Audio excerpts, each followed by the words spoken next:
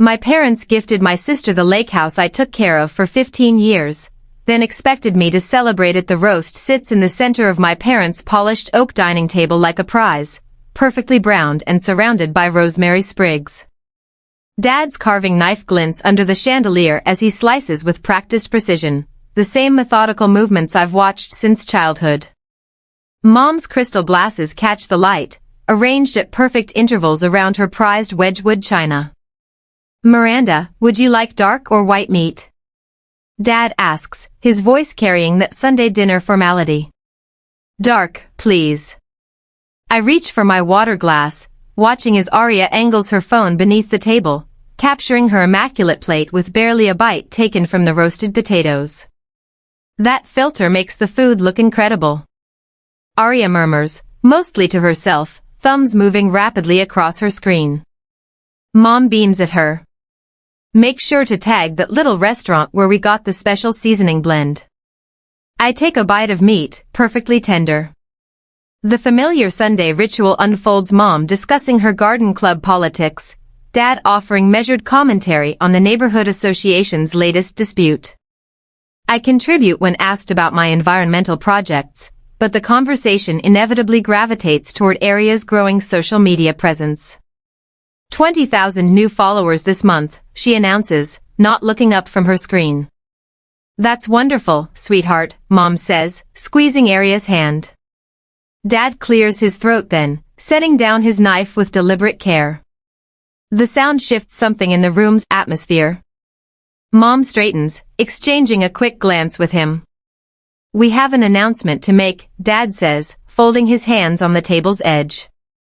The roast suddenly tastes like sawdust in my mouth. Their announcements have rarely brought good news my way. "We've officially transferred the lake house into Arya's name," Dad says, his voice carrying the same tone he uses for quarterly business presentations. "From now on it's hers." My fork freezes midway to my mouth.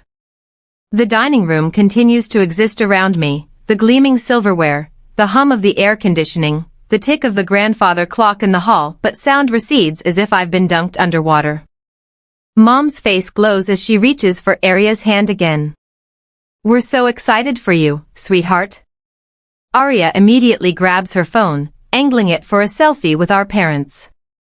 "This is going to be perfect for my summer content series."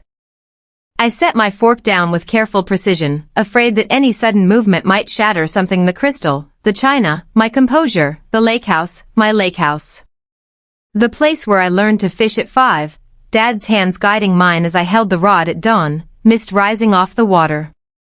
The dock I helped rebuild when I was 14, spending the entire summer measuring boards while Dad taught me to use the circular saw. The place where I swam every morning before anyone else woke, claiming those quiet moments as mine alone. "Miranda? Miranda?" Mom's voice cuts through my thoughts. "Did you hear what your father said?" I look up, finding 3 sets of eyes on me. "I heard. You already have your condo, dear," Mom says, her tone sliding into the practiced reasonableness I know too well. "The lake house fits Arya's lifestyle better. Her followers love those lakeside sunrise posts. Your sister can really use the place," Dad adds practically, refilling his wine glass. "Your environmental work keeps you in the city anyway." Arya offers what I suppose passes for a sympathetic look, though it doesn't reach her eyes. "I'll take good care of it, sis." I set my napkin beside my plate, smoothing it flat. "I spent every summer there since I was 5, I say, my voice quieter than intended. "I'm the one who helped Dad rebuild the dock." Mom waves her hand dismissively. "That was ages ago, honey. Arya's been the one making use of it these past few years." Speaking of making use, Arya interjects, "I just got the most amazing sponsorship deal with that outdoor furniture company.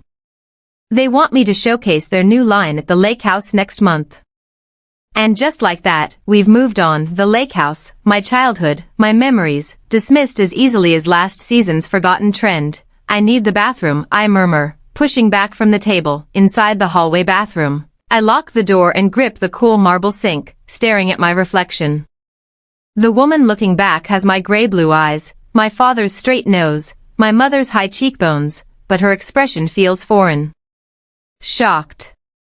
Empty, I splash cold water on my face, the sting of it steadies me. Droplets slide down my chin as the memories come rushing in. Dad teaching me to bait a hook with hands still too small to manage it alone. Swimming out to the floating dock under a sky still holding the last of the stars. Those quiet mornings fishing beside him, long before Arya even woke. When I return to the dining room, they've already moved on. Arya has her phone propped against the crystal water pitcher, recording a cheerful toast to new beginnings at the Evans Lake House. Mom lifts her champagne glass. When did champagne appear? To Arya, Dad adds, his glass catching the light. Miranda, come join us, Mom calls, her tone carrying that sharp edge that means do it, and do it now. Step into frame, muscles rigid as I pull my mouth into something that might pass for a smile. The champagne tastes like vinegar on my tongue. Later, driving home alone through the quiet Sunday streets of Minneapolis, I grip the steering wheel until my knuckles turn white.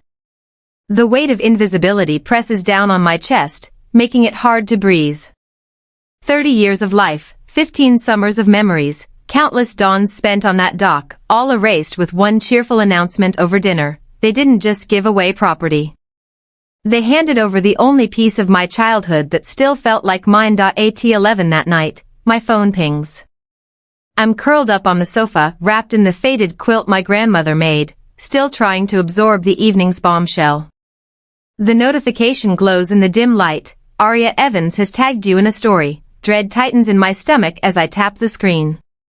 Her Instagram story fills the display, a golden hour sunset over the lake, Arya perched delicately on the dock, legs just skimming the surface of water she never swims in. The lake house, my childhood dream come true, the caption reads, followed by hearts and hashtags.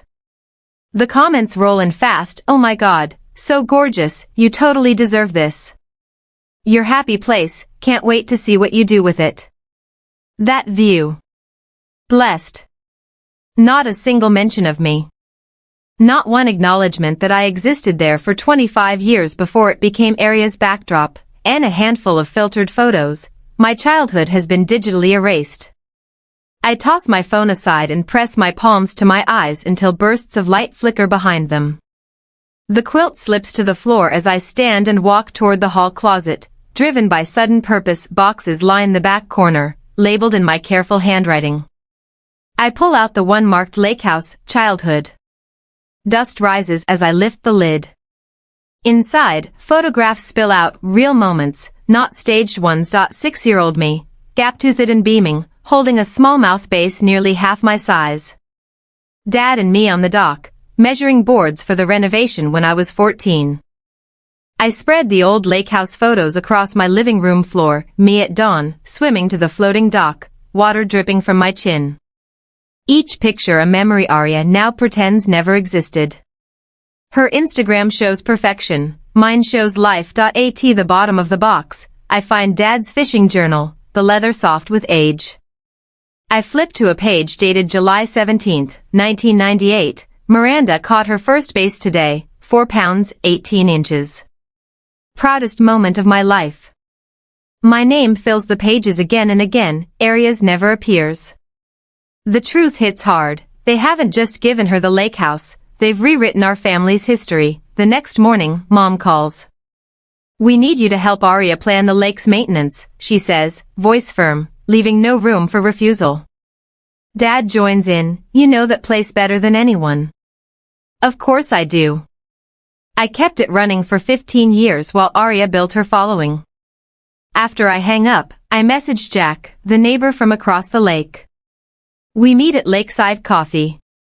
He looks almost the same, older only around the eyes. Wait, he says, stunned. They gave the lake house to Arya? But she hardly ever went there. I remember you out fishing every morning. I don't think I saw Arya there more than a few times, Jack says, shaking his head. And even then, she never left the house. His words hit like a lifeline. I'm not crazy. My memories are real. Your dad taught you to fish when you were what, 5? 6. I correct automatically. Got my first rod for my 5th birthday. Jack smiles. Come out this weekend. We'll go fishing, like old times. Back home, I draft and delete 6 versions of a text before sending the simplest one. I won't be making a maintenance plan for Aurea. She can hire someone. The replies come fast. Mom's guilt, Dad's lectures, Aria's jab. Thought you'd be happy for me, sis. I switch off my phone and lock it in my desk drawer.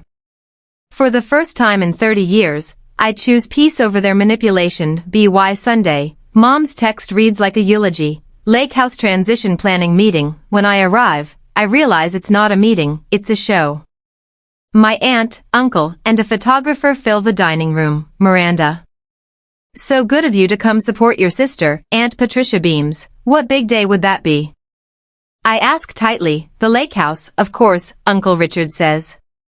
About time it went to someone who truly appreciates it. Before I can respond, the door bursts open. Aurea glides in wearing a white sundress, followed by a photographer's assistant adjusting the light. Her entrance freezes the room, and just like that, my childhood home becomes her stage. Sorry I'm late, Aurea says, air-kissing Mom's cheek. Brianna's just documenting the family handover for my followers. Potential sponsors watching. She turns to the photographer.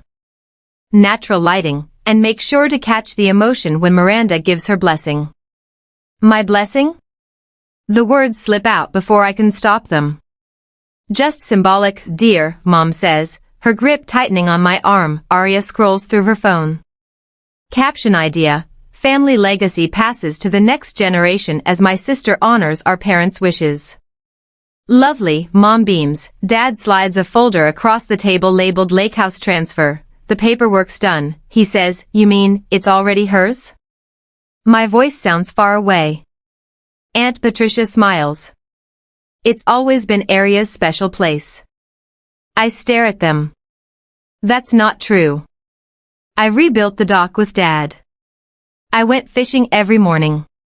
Uncle Richard chuckles. You must be misremembering, dear. The room tilts. My childhood, rewritten before my eyes. I excuse myself, but instead of the bathroom, I head to Dad's study. Behind his financial records, I find the leather album, Fishing Chronicles. When I return, the room falls silent. I set the album on the table and open it. A photo of me at 5, holding a perch, Dad's arm around my shoulders. Then what's this? I ask. Mom reaches for the book. Oh, those old things, your father took you a few times. I turn the pages. Steady now. July 2000. Miranda and Dad rebuild the dock. August 2001. Miranda's first bass. June 2002. Sunrise fishing. Miranda caught 3 walleye. Each caption proof that my memories are real, no matter how hard they try to erase them.